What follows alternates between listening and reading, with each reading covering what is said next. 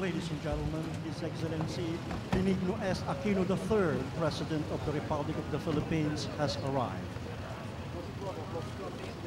His Excellency Benigno S. Aquino III, President.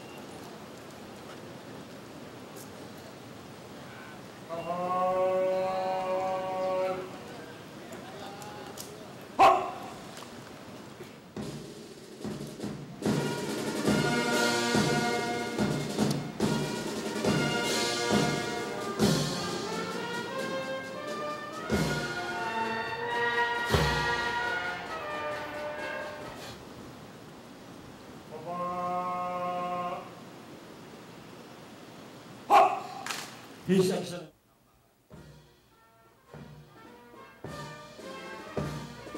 President of the Philippines, Benigno S. Aquino III, together with the President, is the outgoing Chief of the Philippine National Guards.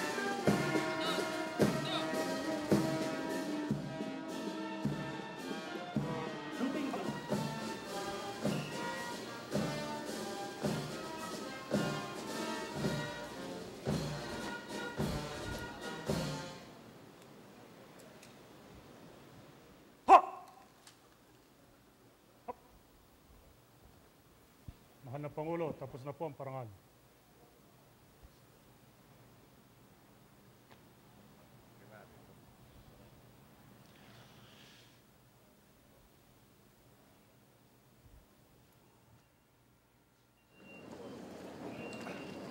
Ladies and gentlemen, His Excellency Benigno S. Aquino III, President of the Republic of the Philippines.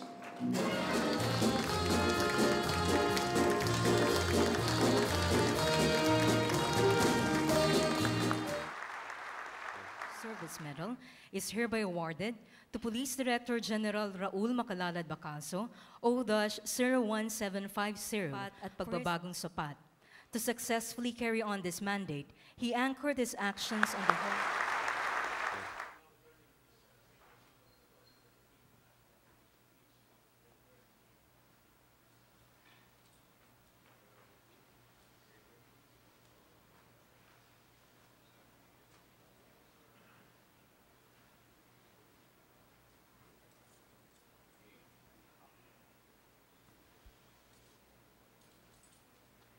We now proceed to the turnover of office property book to be handed over by NUP Manuel Hinanay, SAU representative.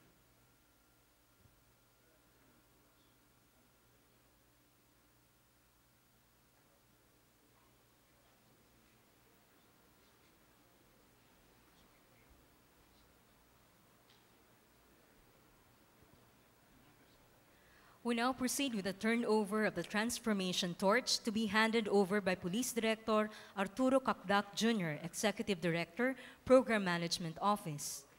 The lighted torch symbolizes the continuing transformation program of the Philippine National Police, led by the transformation champion, Police Director General Raul Bacaso.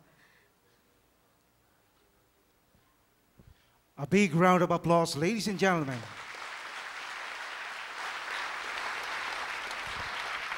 Nais natin lumaganap sa ating buong kapulisan ang isang sistema kung saan kapag may kabaro kang nangungutong at tinaabuso ang katungkulan, hindi ka magdadalawang isip na hulihin siya.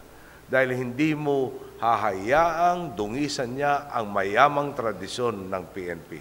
Nais nating umiral sa kapulisan ang isang kultura kung saan hindi lamang sila tumatanggi sa suhol, kundi pinoposasa nila ang sino man magtatangkang suhulan sila dahil mulat silang hindi matutumbasan ng anumang halaga ang tiwala ng taong bayan.